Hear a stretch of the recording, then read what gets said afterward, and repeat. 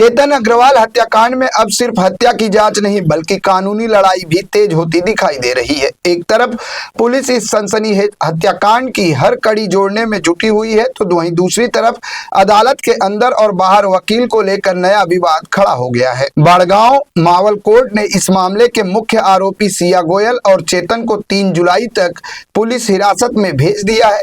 Police का कहना है कि अब तक जांच के दौरान 13 महत्वपूर्ण वस्तुएं जब्त की जा चुकी हैं, लेकिन कई अहम सबूत अभी भी जुटाए जाने बाकी हैं।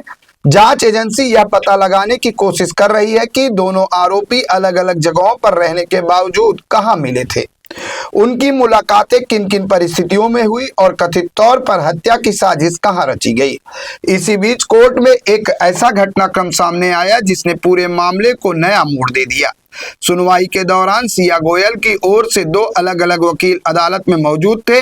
दोनों के पास सिया गोयल के हस्ताक्षर वाला वकालतनामा था और दोनों ने अदालत में उसकी ओर से अपनी अपनी दलीलें भी पेश की।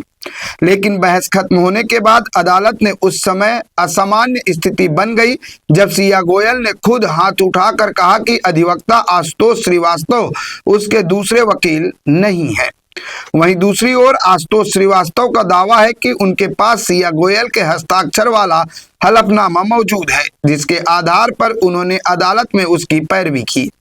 दरअसल पिछले कई दिनों से आशुतोष श्रीवास्तव मीडिया के सामने खुद को सिया गोयल का वकील बताते हुए उसका पक्ष रखते रहे। वहीं सिया का परिवार लगातार इस दावे को खारिज करता रहा और कहता रहा कि उन्होंने कभी भी सिया का वकील नियुक्त नहीं किया गया।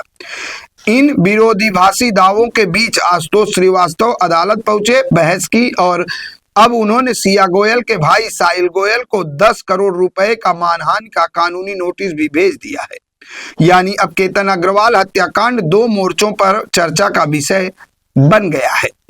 एक ओर पुलिस हत्या की गुत्थी सुलझाने में जुटी है तो दूसरी ओर अदालत में वकील की वैध नियुक्ति और मानहानि का विवाद भी तूल पकड़ता जा रहा है। ऐसे में अब सबकी नजरें पुलिस जांच और अदालत की अगली सुनवाई और इस कानूनी विवाद के अगले घटनाक्रम पर टिकी हुई हैं।